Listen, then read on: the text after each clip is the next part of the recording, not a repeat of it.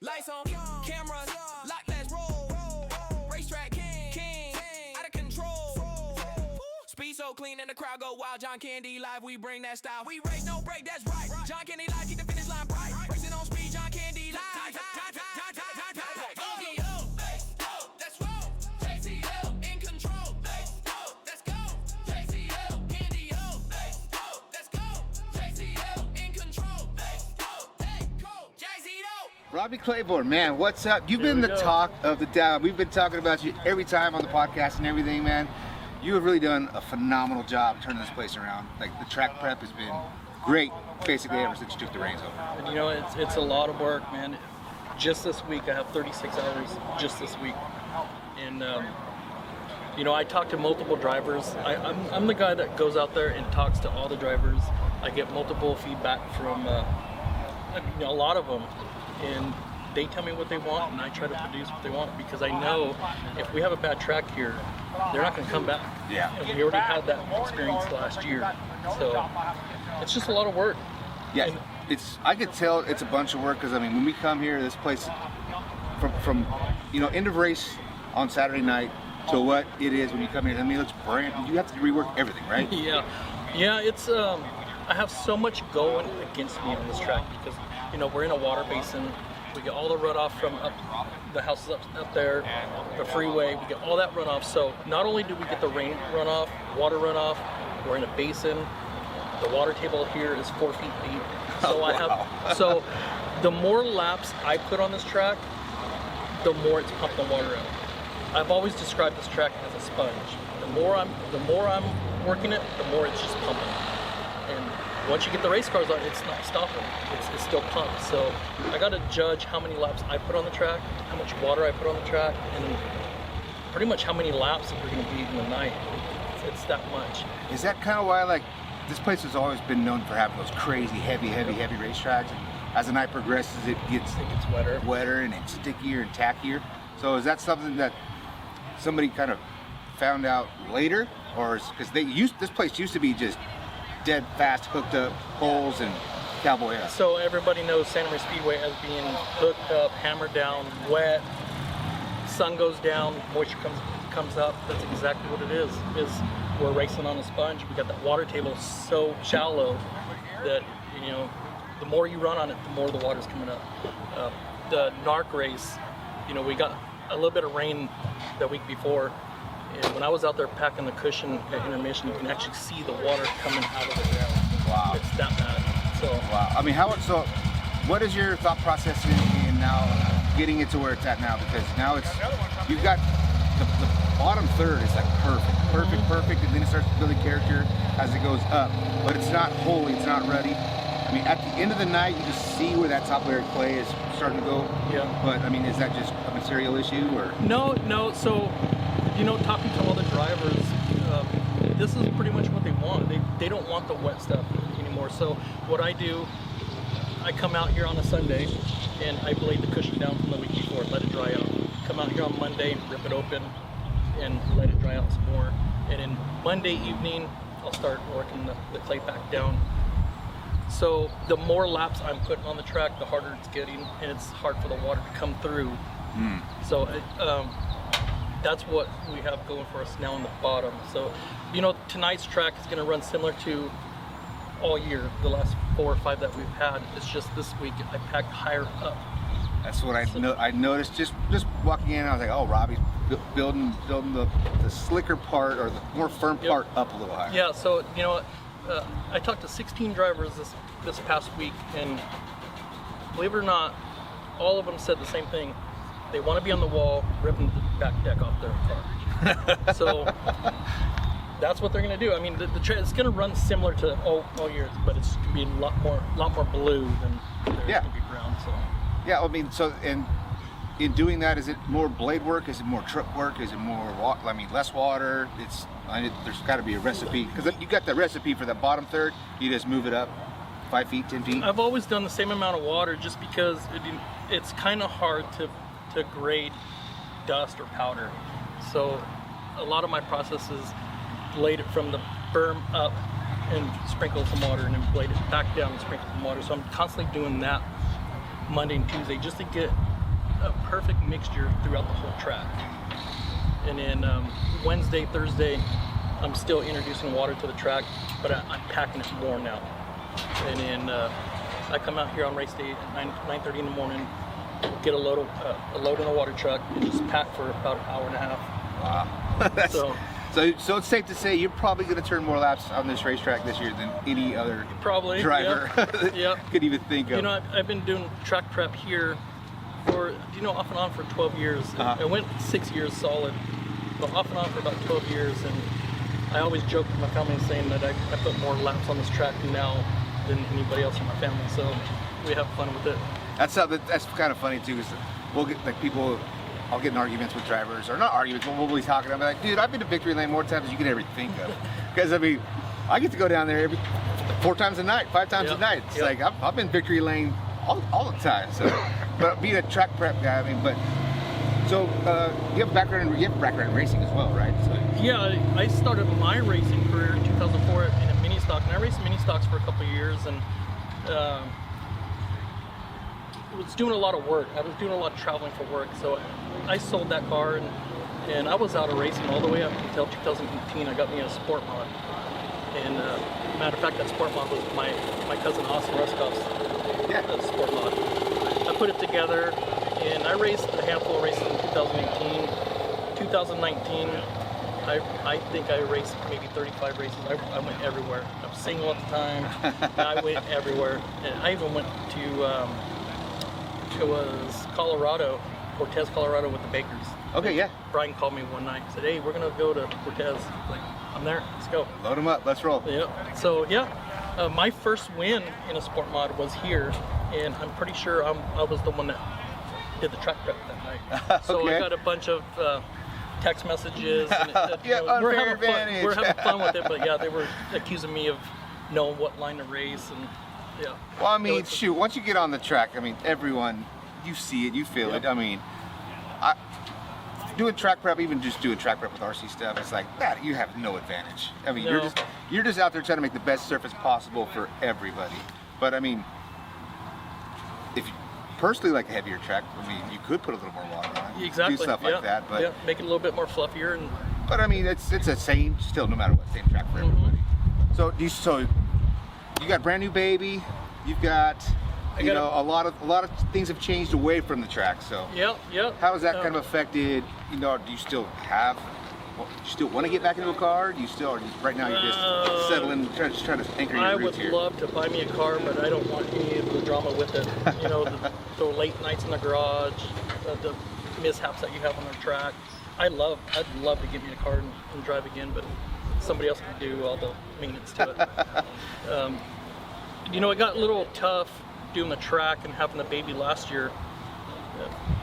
So I brought in my buddy Logan. And he's a really smart equipment operator, and if you tell him what to do, he was going to do it. I didn't need anybody that wanted to do what they want to do, because I've been here my whole life. I know what the track's going to do. So he came in and helped me. That way I can attend to Mama. Yeah. And we had the baby in July, and I was still coming out here. It all worked out.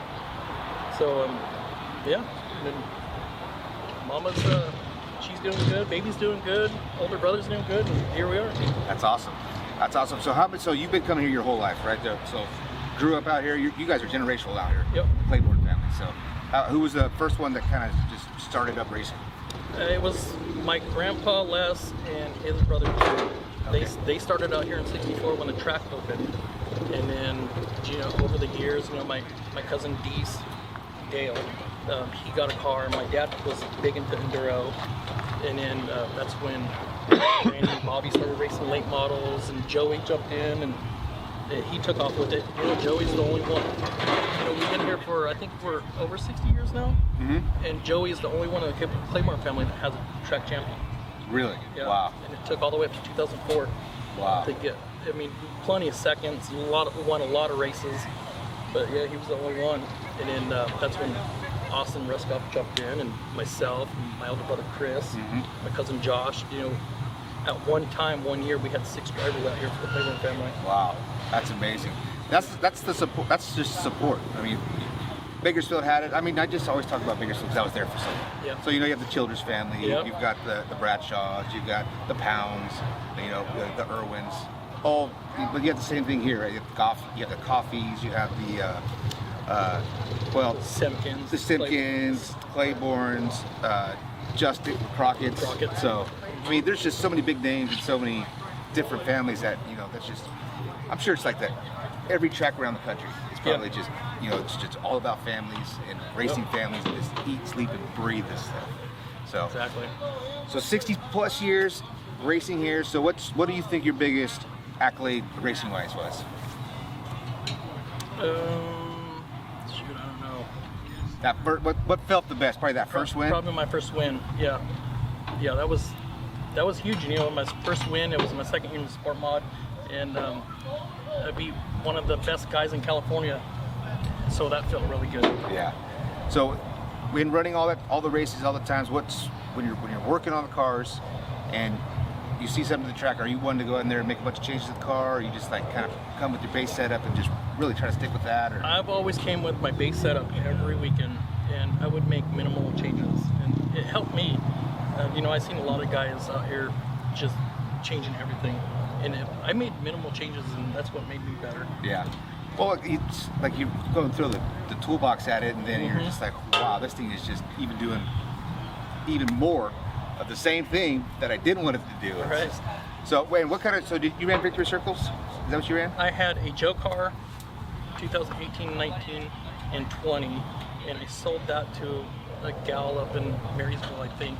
And then I ended up buying Jason Nation's car, his Okay. Victory Circle. Yep. And that was one bad car. I loved it. But we were getting ready to move to Tennessee, so I kind of stopped. That's when I kind of stopped racing, and then I just need to give me another one. So your dad's back in Tennessee now, right? My parents are back in Tennessee. My older brother and my younger brother and their families are back in Tennessee. So are you the last one here? It's me, Austin Ruskoff, and I have an aunt uncle here. Okay. And a cousin. Okay. Yeah. So still got a lot of family here. I mean, because I know a lot of people in California are just jumping ship, and you know, I've even myself have thought, it's like, man, I could probably get a couple of gigs in North Carolina and this and that, but I mean, you can't beat. Look at this weather. You can't beat the weather. I mean, it's been perfect. Cruise from Bakersfield to get here. It was 63 degrees when we rolled in, but now the sun's peeking through, so we might get to 65, 68. Yep. But I mean, you live here, right? You're just down the road. Born and raised. Yeah. So you guys get this Year round, pretty much. I mean, we get some rain, probably December, January, February, March, somewhere those months, and then right after that, it's like this the rest of the year. It's so nice. That's amazing stuff. So you're planning on staying here? You don't have any for a little while? For a little while. Yeah. For a little while. You know, my fiance now. What made me stay is when I met her. You know, she moved right across the street from me, and they would always watch me load the car up Saturday mornings, and I see her and her little boy out there, and then we met on Thanksgiving, and that's all it took. Once we met, then she started going racing with me, her and her little boy, and then she went to nursing school, and I was like, I'm gonna hang out. Boy, she goes to nursing school, so they moved in with me, and she went through her school, and now I tease her. She's my retirement plan with her, so I can stop working. That's awesome. Yeah. It takes so much to go racing, to do everything. So if you're a racer and you find a partner that's all about it, dude, that is rare. Yeah. That is so rare, because I mean, it takes so much. You said it, man. All the late nights wrenching. You tear something up, you're gonna be working on the car for all week long, just to take it back out the next week. So that's and her little boy, he's 12 now. He was all for it too. Wherever I was at, he wanted to be right there. I mean, even till this day, I come out. You know, I'm out here Sunday till Saturday, and he's with me most of the time. He wants to come out here, and I let him hop in a tractor and move it for me. And he enjoys it. He was out here scraping the walls and that's awesome. Walking to the track, picking up full parts or debris or anything else. So yeah, I saw that. I saw one of your I think Facebook posts or something like that. It's like family affair out here on site. You guys are scraping walls and walking the track, picking rocks and everything. Yep. So I mean, and that's another thing, guys. If you are not following Robbie, this is a great follow. He does great content. It's like he's up there taking better videos than what I got sometimes up there. You know, the race day stuff and everything. So you wear you know, more than one hat out here. I know it's much appreciated. It's one thing, we had a podcast with Brian Baker this week, and even he said, he's like, yeah, I mean, Robby comes down and like middle of the race night asking me, you know, what do you guys need? What do you want? How's the track? So I know these guys love that. I try to talk to every driver here. I reached out to like Crockett and Drake, the Bannisters, Bakers. I reached out to all of them, and because I want to be better, and I want them to have the best they can, and that's my goal, is try to be the best track prep here in California. But there's one thing I want to do, is I want to prep a track for 1 week that where I control the water and the water doesn't control me. Exactly. Just one time. I see how it goes. Yeah. So, but I mean, towards the later part of the summer, that's when kind of the water kind of quits here, right? A little bit. I mean, you know, it all comes back to the water table. It never goes away. Yeah. Being so low in the basin, it doesn't go away. Well, I will say you're doing a phenomenal job. Thank You know, as of late, like I said, towards the end of last year when I saw it, you know, on camera, all the stuff that you would see, and Flo would be here and broadcasting, like, okay, man, that track coming around. Because the beginning of the season last year, I was like, man, they got to fix something. They can't be pulling bars out of cars. You know, they called me at the beginning of last year, right after opening night, and I didn't want to do it because I spent my whole life away from like late time and family time. Yeah. So I really didn't want to do it. And when I heard the situation, I was like, you know what? I'll do it. We'll get the place turned around, and I want to train somebody that way, because I got a baby that I need to take care of. So I can't do this forever. So I want to train somebody to do Santa Maria. It's got to be somebody that will listen. That's it. That's it. Because if you want to do it your own way, you're going to fail miserably. Yeah. So so you've been an equipment operator for a long time, right? 26 years. 26 years of that's your day in, day out. Yep. So you're pulling stakes all day long. All day long. And the thing with that is you can be the best operator out here. Doesn't necessarily mean you're going to have a badass track, because, you know, you got clay, you got moisture at the water table. So it'll humble you for sure. Yeah, because I mean, something people probably don't even know about me, but I've ran equipment for 20 years as well. Yep. So that was kind of my role at the water district where I work now. Before I do this, but I was a heavy equipment operator, fabricator, all that other stuff. So I mean, I see it, and I know what it takes to do dirt work and blade work and do all that. Like, just to see the surface, I mean, it looks great just on the top level. But the stuff that you're talking about that people don't understand and don't know is that sub level. Yeah. And the sub level, I'm just tying on to what you're saying. It's like, you could come out here and think you could lay the cleanest lines out here and the smoothest top surface. Yep. But if you don't know what that bottom is, the water table will get you every time. So like when it rains, this place underwater. So if people really paid attention, when it rains, the next week or two, maybe 3 weeks, Santa Maria's always heavy. Always heavy. I can't get it hard enough for it to go dry. But we haven't gotten rain in the last month now, so it's actually working to my advantage. The one that was the bummer for me was the night it got canceled. Yes. That Tuesday we got 2 inches of rain, and I came out here Wednesday morning. I had a job just north of us, just a job walk. I went up to that job and I came back by the track, and I pulled in and I was like, oh, this is going to be bad. We're not canceling. So I took Wednesday, Thursday, and Friday off of work just to come here and get a track surface, and then ended up canceling because we got all that rain on Tuesday, Saturday. Yeah. I mean, that was heartbreak because everyone's so excited. I mean, the buzz around this place is real. I mean, people are showing up. That race, there was over 85 entries or something like that through the back 8, which is phenomenal. And then everyone was so excited. We were all in good high spirits, and then Mother Nature killed us. But we tried. I mean, you tried everything you could, but it was just the writing was on the wall. We kept pushing it back, and I'm talking with Chad and Jeff, and we're agreeing to push it back because if it stopped, I know I can get a track. It did stop for maybe about 20 minutes, and I told Chad, you know what, push it back one more, and I'll get out there with the pack truck and I'll see what I can do. Well, when I got out there with the pack truck, then it started misting again, and the track was starting to come apart in turn 2, and I was like, you know what, even if we did race, this track is going to be junk. It's already coming apart now with the weight of the pack truck. So I told Chad, and he agreed. Everybody agreed. So we ended up canceling. We wouldn't race that night anyways because It we rained got all night we long. got another inch and a half that night once Yeah. the last car left. Yeah. So it was a bad deal. But we're gonna have a great night tonight. I know Great night. I wanted to get you on. I wanted to get you on here and talk to you. This is just gonna be a quick one because we still got a lot of stuff going. We got the drivers meeting setting up here, and I want to get this on our feed tonight. Perfect. So, man, thank you so much for taking the time to speak with us, dude. You're doing an amazing job. Thank you. I'm probably gonna talk about you every night still going forward because you do just such a great job, man. Everything. We appreciate you so much. Thank you, and you as well. You're doing a great job. We love what you're doing. Thank you. Especially my family back in Tennessee. They're watching every Saturday night. Awesome. So, That's great. Love it. So like, comment, subscribe, guys. If you guys aren't checking us out, make sure you check us out on YouTube, Santa Maria Speedway, their YouTube page, flowroad.co, John Candy Live, all the social media platforms. And this is us right here signing out from Santa Maria Speedway.